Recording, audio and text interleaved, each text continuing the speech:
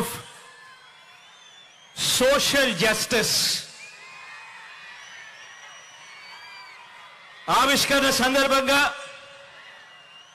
ఇవాళ ఇక్కడికి వచ్చిన నా ప్రతి అక్కకు,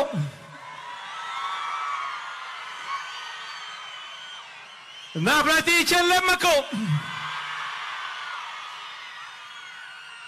ప్రతి అవ్వకు, ప్రతి తాతకు,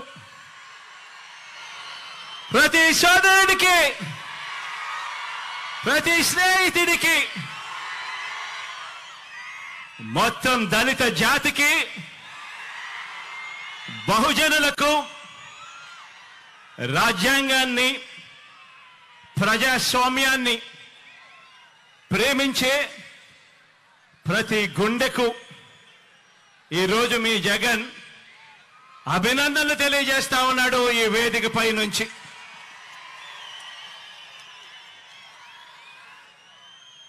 ఈ మహా విగ్రహం ఇది స్టాచ్యూ ఆఫ్ సోషల్ జస్టిస్, అంటే సామాజిక న్యాయ మహాశిల్పం. ఎప్పుడైనా కూడా ఇటువంటి విగ్రహాన్ని చూసినప్పుడు మామూలుగా అమెరికాలో స్టాచ్యూ ఆఫ్ లిబర్టీ అనే అమెరికాలో మనకు కనిపిస్తూ ఉంటుంది. ఆ స్టాచ్యూ ఆఫ్ లిబర్టీ అంటే అమెరికా అని చెప్పి దాన్ని విన్నాం, దాని గురించి మనం మాట్లాడతాం. కానీ ఇక మీదటి నుంచి స్టాచ్యూ ఆఫ్ సోషల్ జస్టిస్ అంటే ఇక నుంచి ఇండియాలో విజయవాడ అని చెప్పి ఇక మీదటి నుంచి మారుమోగుతుంది.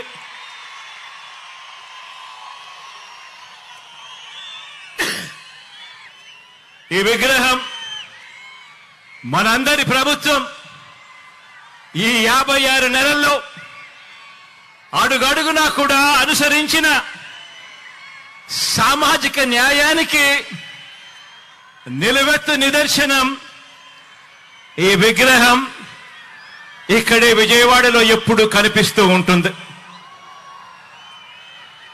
ఆశ్చర్యం ఏమిటో తెలుసా? అంబేద్కర్ గారు జన్మించి 133 సంవత్సరాల తరువాత కూడా, అంబేద్కర్ గారు మరణించిన 68 సంవత్సరాల తరువాత కూడా ఈ విగ్రహాన్ని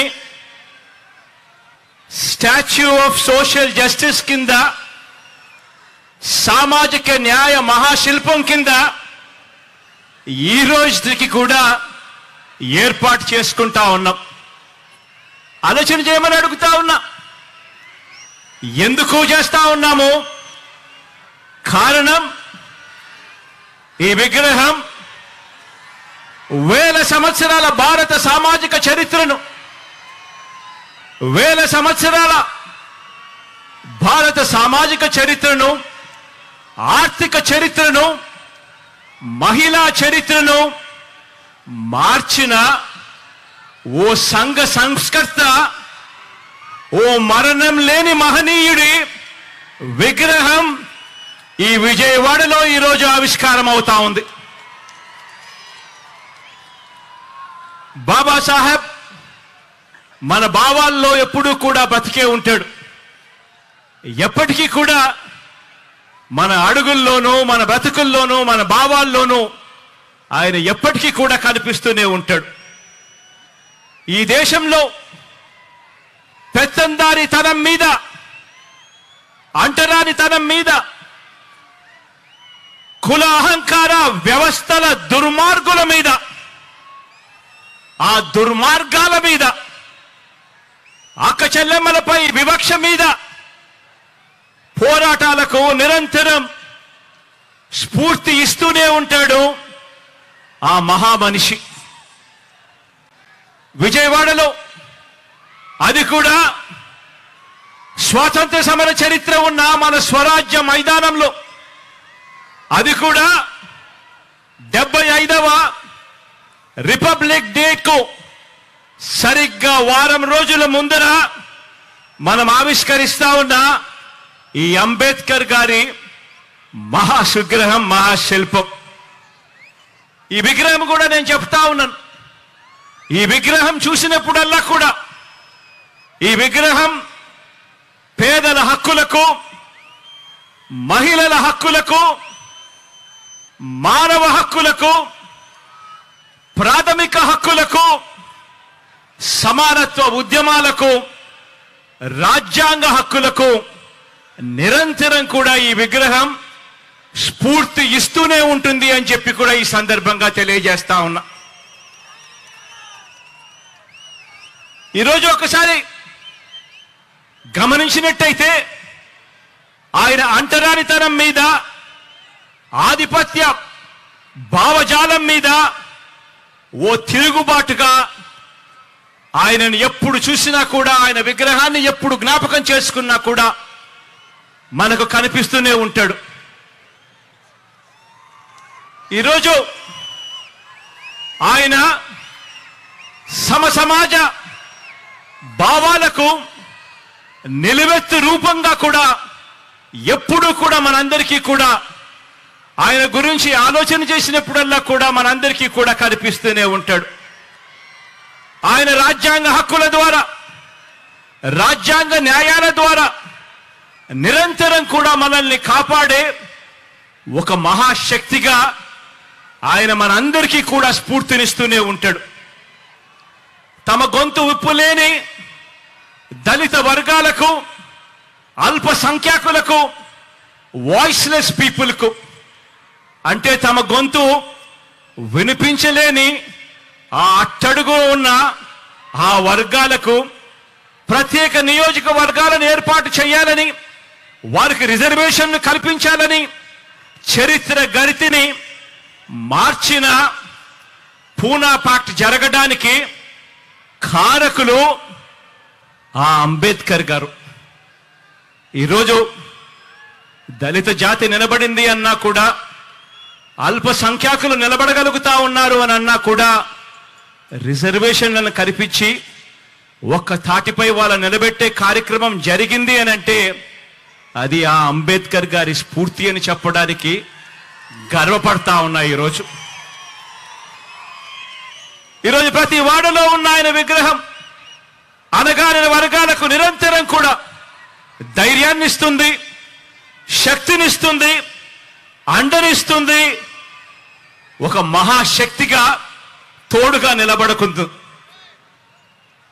చదువుకునేందుకు వీలు లేదని తరతరాలుగా కూడా అణిచివేసిన వర్గాలలో తాను జన్మించి చదువుకునేందుకు మాకు మాత్రమే హక్కుంది అని చెప్పి అనుకునే వర్గాల కన్నా కూడా, వాళ్ళందరికన్నా కూడా ఇంకా గొప్పగా చదువుకున్న ఓ విద్యా విప్లవం అంబేద్కర్ గారు.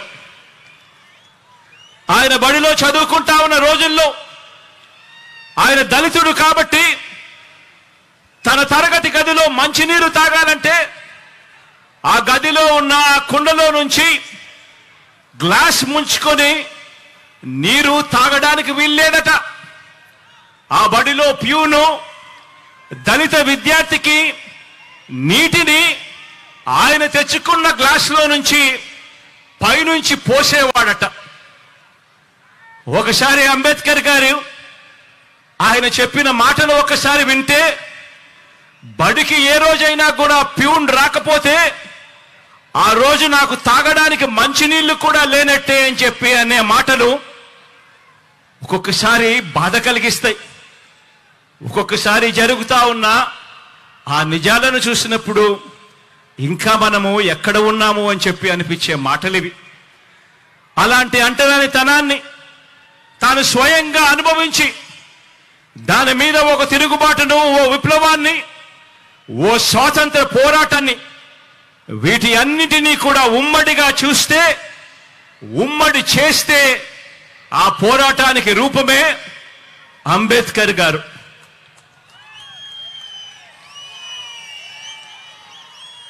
అటువంటి పరిస్థితులు స్వతంత్రం వచ్చిన తర్వాత కూడా 77 సంవత్సరాల తర్వాత కూడా వేరు వేరు రూపాల్లో ఇవాళటికి ఉన్నాయి. అంటరానితనం రూపం మార్చుకుంది అంతే. ఆలోచన చేయమని అడుగుతా ఉన్నా.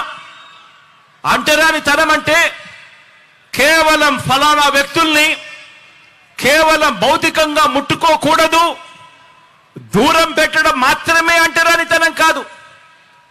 అంటరానితనం అంటే పేదలు ఏ బడిలో చదువుకుంటున్నారో ఆ గవర్నమెంట్ బడిని పాడు పెట్టడం కూడా రూపం మార్చుకున్న అంటరానితనమే అని చెప్పి నేను ఈ సందర్భంగా తెలియజేస్తా ఉన్నాను. డబ్బులున్న పిల్లలకు, డబ్బులున్న వారి పిల్లలకు ఒక మీడియం, పేద పిల్లలకు మరో మీడియం అని వివక్ష పాటించి పేద పిల్లలు తెలుగు మీడియంలోనే చదవాలని, వారు ఇంగ్లీష్ మీడియంలో చదవరాదని బరి తెగించి వాదించడం కూడా రూపం మార్చుకున్న అంటరానితనమే. ఈరోజు కూడా ఈ అహంకారులు, ఈ పెత్తందారులు తమ పత్రికలో రాశారు. ఈరోజు పొద్దున్నే కూడా పత్రిక చదివా. అంబేద్కర్ గారు తెలుగు మీడియం మాత్రమే ఉండాలని అన్నాడట. నిజంగా ఈ పెత్తందారుల పిల్లలు, ఈ పెత్తందారుల మనవళ్ళు మాత్రం ఇంగ్లీష్ మీడియంలోనే చదువుతారట. నిజంగా ఇలా మాటలు చూస్తే నిజంగా ఒక నిజం చెప్పకూడదు, అబద్ధాలు ఏ స్థాయిలో చెప్తా ఉన్నారు అని చెప్పి చూస్తే నిజంగా గుండెకు బాధ అనిపిస్తుంది. వాస్తవం ఏమిటి అని అంటే, నిజమేమిటో అంటే, అంబేద్కర్ గారు చదువుకున్నది ఇంగ్లీష్ మీడియంలో. ఆయన పిల్లవాడిగా 4వ తరగతి ఇంగ్లీష్ మీడియంలో 4వ తరగతి ఆయన పాస్ అయినప్పుడు ఆయన బంధుమిత్రులంతా కూడా పండగ చేసుకున్నారట. కానీ ఈ పెత్తందారుల పత్రిక, ఆ ఈనాడు పత్రిక, కానీ ఆ పత్రిక ముసుగులో తాము పాటించే ఈ అంటరానితనాన్ని, అబద్ధాలతో అందమైన మేకప్ వేయాలనుకున్న ఇలాంటి దుర్మార్గులు, ఇలాంటి నీచులు మన దళితులకు, మన బహుజనులకు వ్యతిరేకులు, చివరికి చరిత్ర కూడా ఇలాంటి వాళ్ళు వక్రీకరిస్తూ రాతలు రాస్తా ఉన్నారు అనంటే ఏ స్థాయికి నిజంగా పాత్రికేయం పడిపోయింది అని చెప్పి ఆలోచన చేయమని కోరుతా ఉన్నా.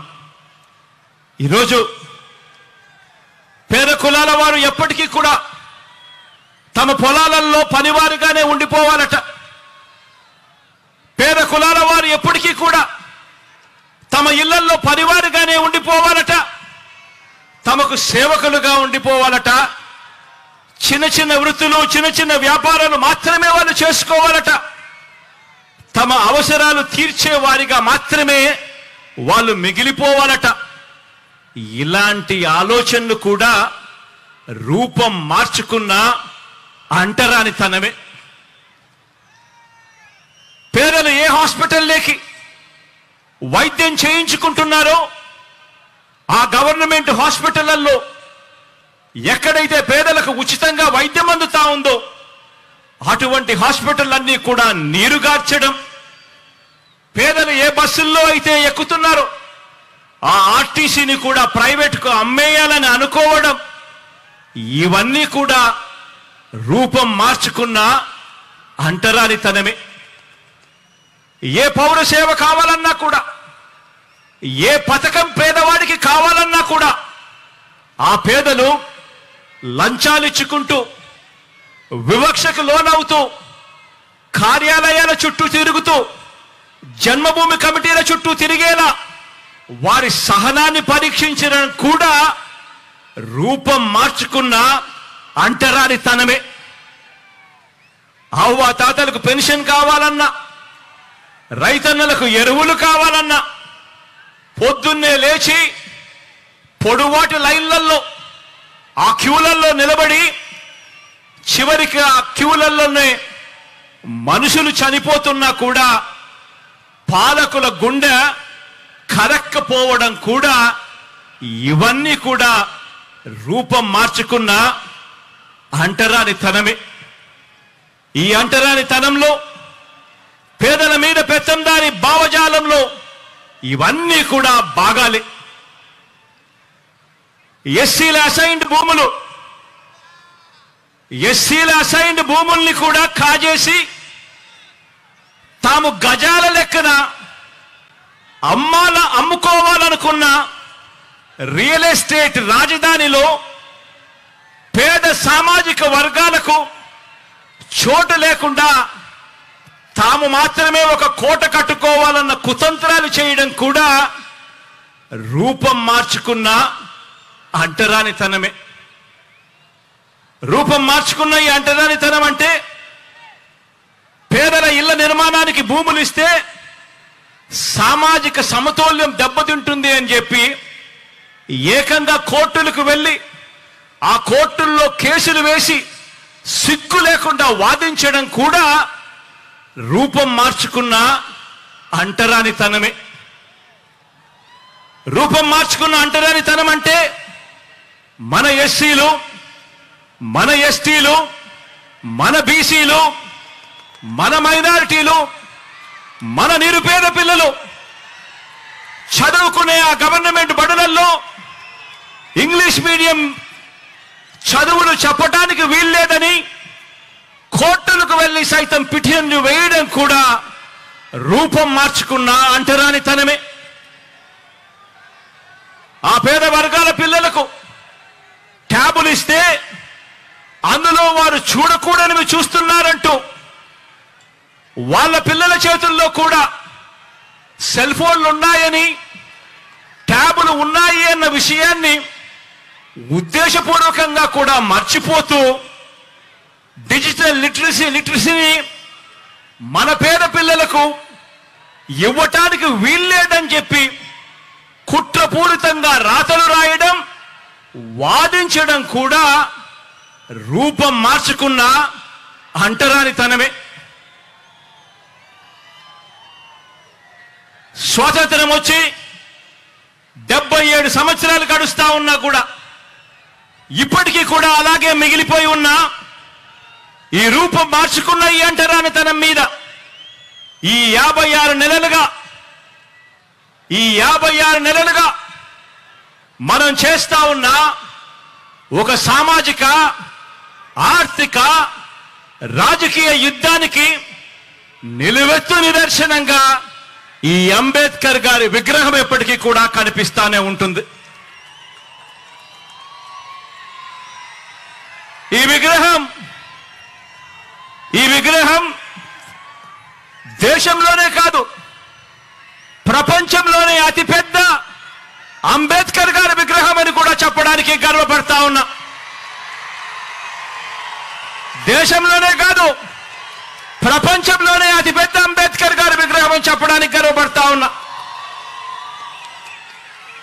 ఇది 81 అడుగుల వేదిక మీద ఏర్పాటు చేసి 125 అడుగుల మహావిగ్రహం అంటే 206 అడుగుల ఎత్తైన ఈ విగ్రహం దేశంతో కాదు మనం పోటీ పడేది, ప్రపంచంతోనే పోటీ పడతా ఉన్నామని చెప్పి కూడా ఈ సందర్భంగా తెలియజేస్తా ఉన్నా.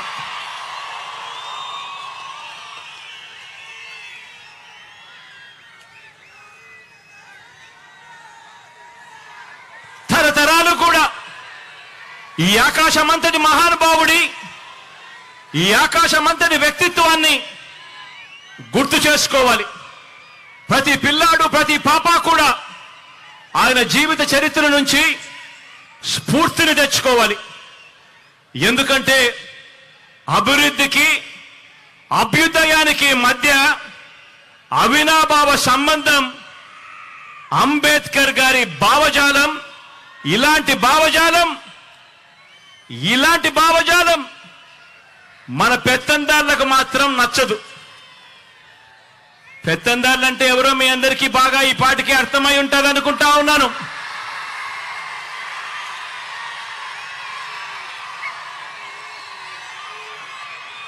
ఇలాంటి అంబేద్కర్ గారి భావజాలం ఈ పెత్తందారులకు మాత్రం అస్సలు నచ్చదు. దళితులకు చంద్రబాబు నాయుడు గారు సెంట్ భూమిని ఇళ్ల నిర్మాణానికి ఇచ్చింది లేదు, అంబేద్కర్ గారి విగ్రహం నిర్మించింది అంతకన్నా కూడా లేదు. ఎందుకంటే చంద్రబాబు గారి రక్తంలోనే ఎస్సీ, ఎస్టీ, బీసీ మైనారిటీల మీద ఏ కోశానా కూడా ఏ నాడు కూడా ఈ మనిషికి ప్రేమే లేదు. ఎస్సీలో పుట్టాలని ఎవరైనా అనుకుంటారా అని ఒక ముఖ్యమంత్రి స్థానంలో ఉన్న వ్యక్తి నోరు పారేసుకుంటే గ్రామాలలో ఆ ఎస్సీలు ఎలా బ్రతకగలుగుతారు అని చెప్పి కనీసం ఆలోచన కూడా చేయకుండా నోట్లో నుంచి అంత చులకనగా మాట్లాడే స్వభావం. బీసీల తోకలు కత్తిరిస్తా ఖబర్దార్ అన్న వ్యక్తి, పేద సామాజిక వర్గాలంటే గిట్టని ఈ వ్యక్తి మన మాదిరిగా ఈ పేద అక్క చెల్లెమ్మలు బాగుండాలి, ఈ పేద కుటుంబాలు బాగుండాలి అని ఏకంగా 31 లక్షల ఇళ్ల పట్టాలు రాష్ట్రంలో ఎప్పుడు జరగని విధంగా, దేశంలో కూడా ఎప్పుడు చూడని విధంగా ఏకంగా 31 లక్షల ఇళ్ల పట్టాలు, అందులో 22 లక్షల ఇళ్ల నిర్మాణం చేయాలని ఆ పెద్ద మనిషికి ఎందుకు అనిపిస్తుంది? పెత్తందారి పార్టీలకు, ఈ పెత్తందారి నాయకులకు చదువుకునే మన పేద పిల్లలకు ఒక అమ్మఒడి ఇవ్వాలని, ఓ విద్యా దీవెన ఇవ్వాలని, ఓ వసతి దీవెన ఇవ్వాలని, ఓ గోరు ముద్ద ఇవ్వాలని, ఓ విద్యా కానుక ఇవ్వాలని, ఓ ట్యాబులు ఇవ్వాలని, ఓ ఇంగ్లీష్ మీడియంలో చదువులు చెప్పించాలని, బైలింగ్వల్ టెక్స్ట్ బుక్స్ ఇవ్వాలని, మన గవర్నమెంట్ బడులలో మన క్లాస్ రూమ్లలో డిజిటైజేషన్ జరగాలి అని, ఐఎఫ్పీలను ఏర్పాటు చేయాలని, నాడు నేడుతో మన చదువులు మన బడులు రూపురేఖలు మార్చాలి అని ఇటువంటి పెత్తందారి నాయకులకు కానీ ఇటువంటి పెత్తందారి పార్టీలకు కానీ ఎందుకు అనిపిస్తుంది అని ఒక్కసారి ఆలోచన చేయమని అడుగుతా ఉన్నా.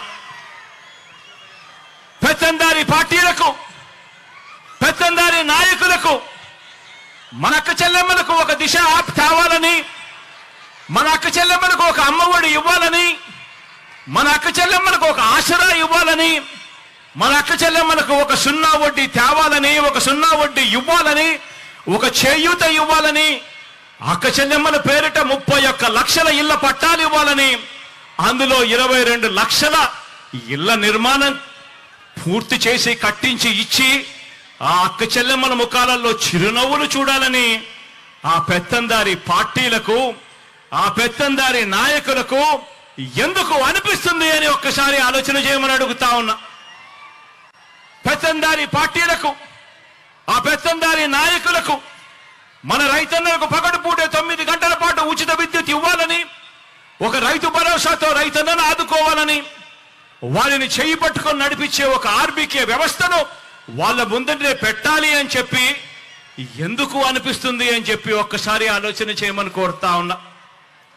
పెత్తందారి పార్టీలకు, పెత్తందారి నాయకులకు, పేదలకు వైద్యం ఆరోగ్యం పట్ల వారికి ఒక మెరుగైన ఆరోగ్యశ్రీ పథకం రావాలని, ఇవ్వాలని, ఓ ఆరోగ్య ఆసరాతో ఆదుకోవాలని, ఓ 104 ఒక 108 ఫోన్ కొడితే చాలు కుయ్ కుయ్ కుయ్ అంటూ ఆ పేదవాడి ముంగిటికి వచ్చి ఆ పేదవాడికి అండగా నిలబడే పరిస్థితి రావాలని, గ్రామ స్థాయిలోనే ఓ విలేజ్ క్లినిక్ రావాలని, ఓ ఫ్యామిలీ డాక్టర్ కాన్సెప్ట్ తీసుకొని రావాలి అని, హాస్పిటల్లన్నీ కూడా రూపురేఖలు మారాలని, ఆ హాస్పిటల్లో పేదవాడు వైద్యం కోసం వెళితే ఏకంగా 53,000 మంది డాక్టర్లను, నర్సులను హాస్పిటల్లో రిక్రూట్ చేయాలి అని ఎందుకు అనిపిస్తుంది అని చెప్పి ఆలోచన చేయమని కోరుతా ఉన్నా.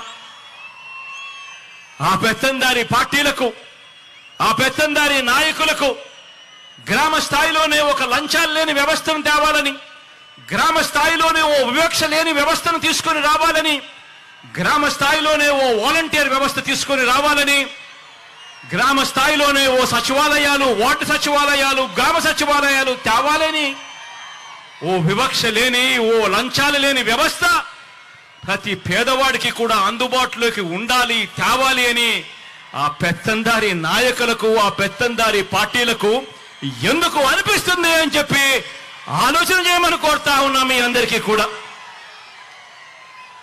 ఈ పెత్తందారి పార్టీలకు, ఈ పెత్తందారి నాయకులకు నామినేటెడ్ పోస్టుల్లోనూ, నామినేషన్ మీద ఇచ్చే కాంట్రాక్టుల్లోనూ 50% నా ఎస్సీ, నా ఎస్టీ, నా బీసీ, నా మైనారిటీ అంటూ వాళ్లకు 50% పదవులు వాళ్ళకే ఇవ్వాలని, ఇచ్చేట్టుగా ఏకంగా చట్టం తీసుకొని రావాలి అని వాళ్ళకు ఎందుకు అనిపిస్తుంది అని ఆలోచన చేయమని అడుగుతా ఉన్నా.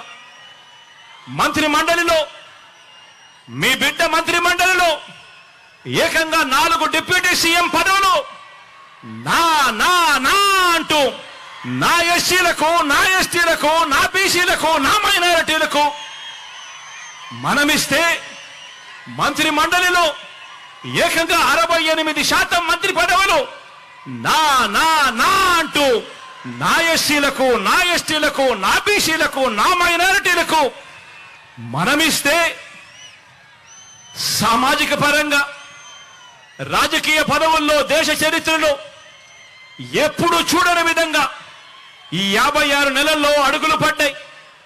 ఏకకాలంలో శాసనసభ స్పీకర్గా ఒక బీసీ, ఏకకాలంలో శాసనసభ మండలి చైర్మన్ గా ఒక ఎస్సీ, శాసనసభ శాసన మండలి డిప్యూటీ చైర్పర్సన్ గా ఒక మైనారిటీ అక్కకు పెద్ద పీట వేసిన ఏకైక ప్రభుత్వం మీ బిడ్డ ప్రభుత్వం అని కూడా చెప్పడానికి గర్వపడతా ఉన్నా.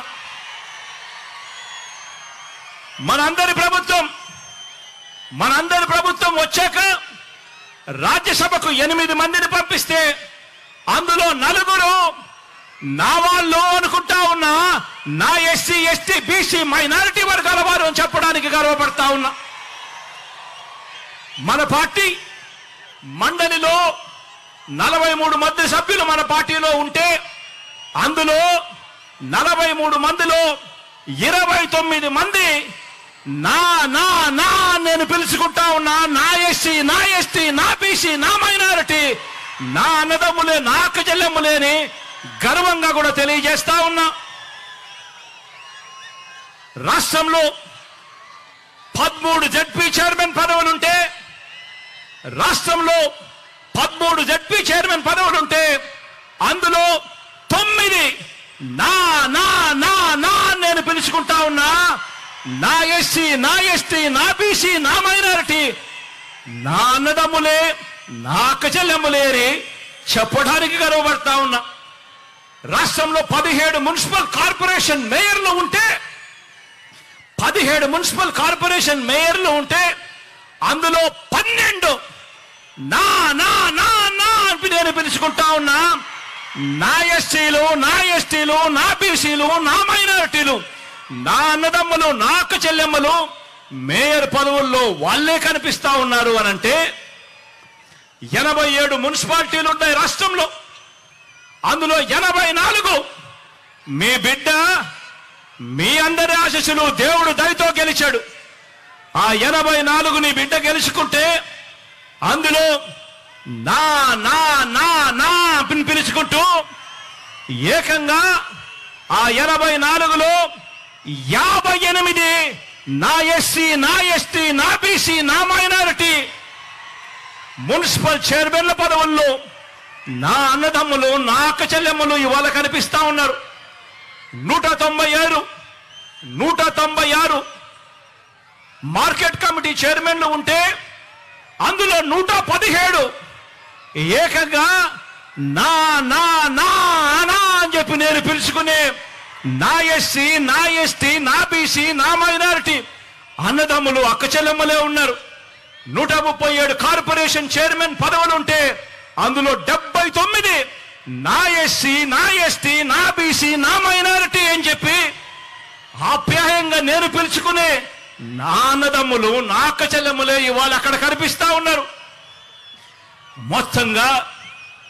మొత్తంగా రాజకీయ నియామకాలు పదవుల్లో సగానికి పైగా రాజకీయ నియామకాల్లో రాజకీయ పదవుల్లో సగానికి పైగా ఎవరున్నారో తెలుసా? నా అక్క చెల్లెమ్మలున్నారు అని గర్వంగా కూడా చెప్తా ఉన్నా. ఈరోజు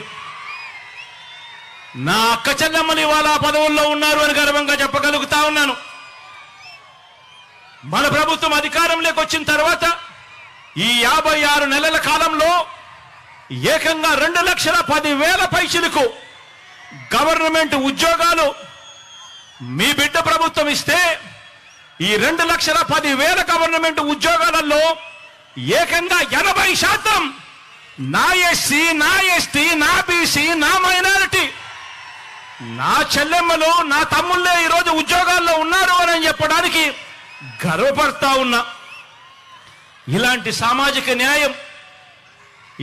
సామాజిక న్యాయం మనందరి ప్రభుత్వంలో కాకుండా మరెక్కడైనా చూశారా అని చెప్పి నేను అడుగుతా ఉన్నాను ఇదే వేదికపై నుంచి. ఈరోజు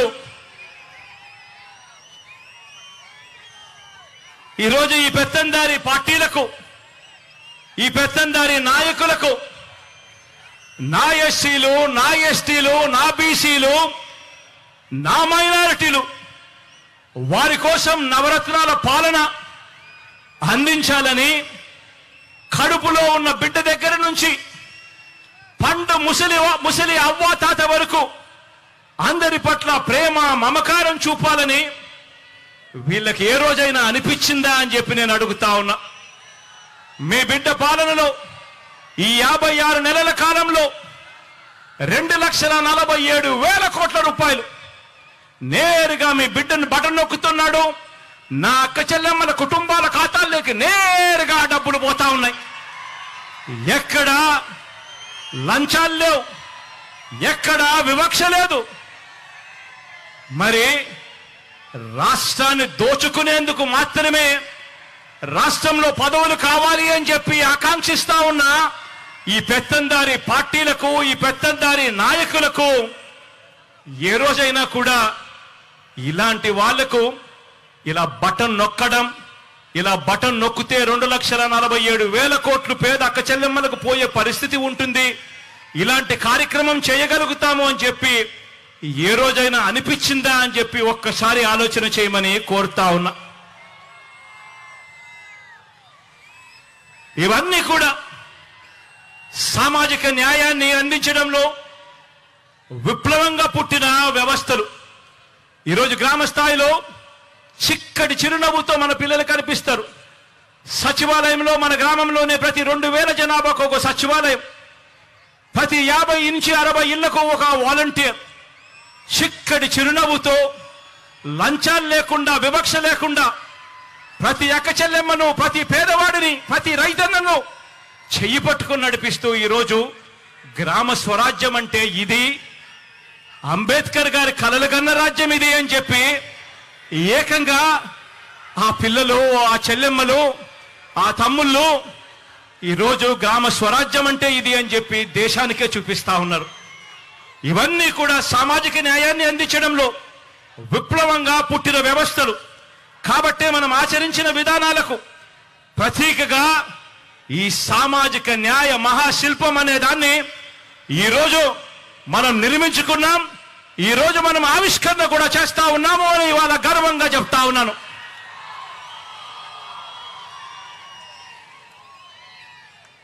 ఈరోజు మనందరి ప్రభుత్వం, మీ బిడ్డ ప్రభుత్వం, మీ కష్టం తెలిసిన మీ అన్న ప్రభుత్వం ఇంటింటా కూడా ప్రతి గ్రామం నుంచి, కుప్పం నుంచి ఇచ్చాపురం వరకు ఏ గ్రామాన్నైనా కూడా తీసుకోండి, ప్రతి గ్రామంలో కూడా మార్పులు కనిపిస్తాయి. ప్రతి గ్రామంలో కూడా ఇంటింటా కూడా ఒక చదువుల విప్లవం కనిపిస్తుంది. ప్రతి గ్రామంలో కూడా ఇంటింటా కూడా ఒక మహిళా సాధికారత విప్లవం కనిపిస్తుంది. ప్రతి గ్రామంలో పరిపాలన సంస్కరణలు కనిపిస్తాయి. ప్రతి గ్రామంలోనూ ఒక వ్యవసాయ విప్లవం కనిపిస్తుంది. ప్రతి గ్రామంలోనూ కూడా పారిశ్రామిక మౌలిక సదుపాయాల విప్లవం కల్పించేట్టుగా దిశగా ఆ జిల్లాలో ఎప్పుడూ చూడని విధంగా ఈరోజు అభివృద్ధి కనిపిస్తా ఉంది. వైద్య ఆరోగ్య రంగంలో ఎప్పుడూ కూడా ఊహించని విధంగా గ్రామ స్థాయిలోనే మార్పు చెందిన మరో విప్లవం మన పిల్లలకు అక్కడే కనిపిస్తా ఉంది. కడతా ఉన్న డిజిటల్ లైబ్రరీలు కనిపిస్తా ఉన్నాయి. ప్రతి అంశంలోనూ కూడా పేదల అభివృద్ధికి, పేదల అభ్యున్నతికి తీసుకుంటా ఉన్న ప్రతి ఒక్క నిర్ణయానికి కూడా దేవుడు దయ, ప్రజలందరి చల్లని దీవెనలు కలకాలం ఉండాలని చెప్పి ఆ మహానుభావుడి విగ్రహాన్ని ఆవిష్కరించే కార్యక్రమంలోకి ఇక్కడ నుంచి అందరం కూడా బయలుదేరి అక్కడికి పోదాము అని చెప్పి కూడా ఈ సందర్భంగా తెలియజేస్తా ఉన్నాను.